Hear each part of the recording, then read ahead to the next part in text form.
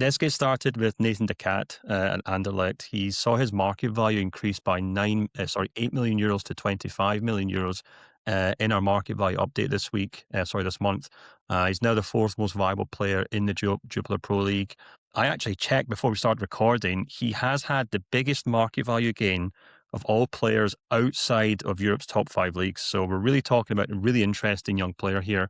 For people who obviously don't get a chance to watch Belgian football, how impressed have you been with him this season? And what type of player is he for maybe fans of bigger clubs who've been constantly linked with him in the last couple of months?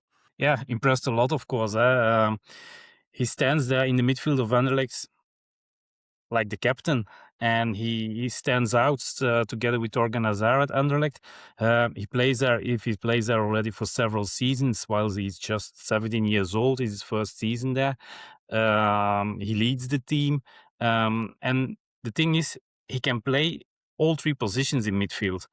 Most of the time, he's a box-to-box player, but he can also play as a defensive midfielder. And the last few games, he even played as an attacking midfielder and scored, gave assists.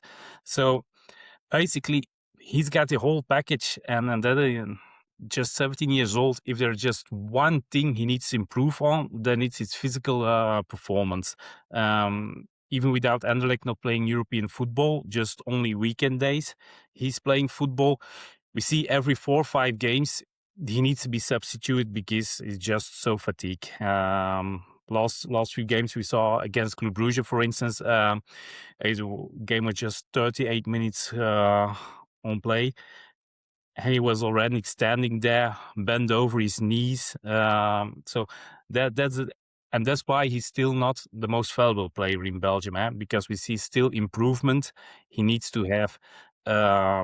It could be he leaves in the summer. He's end of contract in 2027. There is already for months discussions going on, but the situation at Anderlecht is not easy at the moment. They have, for instance, for a few weeks now, no technical director. And it seems also that what they are offering is far off from what he thinks he could get. So we think he can go to a top 5 competition, probably a top club from that top 5 competition, but he will loan out. Similar case like we see with Vuskovic at Tottenham, who is now already loaned out for the second season in a row. I think that is the path that they will go.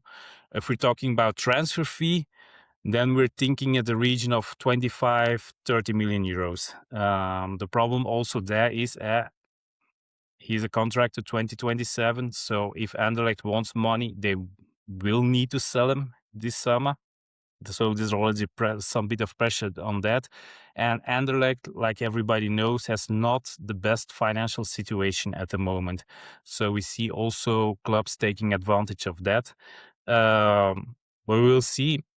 If it's a bidding war, then it go above 30 million. If it's just one club who will put pressure on it, then it will be more against 25 million euros. Top transfer fee for Anderlecht is 26 million euros. Doku to start that in. Probably they will want to break it with him. Mm. So that's really interesting. So we're talking about, I mean, if you head to the Cat's profile page on Transfermarkt and click on the rumor tab, you'll see he's been linked with dozens of clubs over the years, but the most prominent ones seem to be Dortmund, Tottenham, Bayern Munich, or at least the most recent ones in 2026. So we're talking here about a very impressive young player in the Belgian top flight, a player who Anderlecht will want to sell this summer, presumably, if he doesn't sign a new contract. But the impression I'm getting from you here is that we shouldn't be expecting a player who's ready for the Premier League or the Bundesliga or even La Liga, Serie A, etc. Who's a player who will probably need development in a league maybe outside the top 5 next season, even if it means he joins a big club on loan. I think more a mid-table ambitious team from the top 5 leagues. They will loan down to them. Like said, physically he's not ready. If he goes to the top 5 leagues, he will probably also get games mid in the week.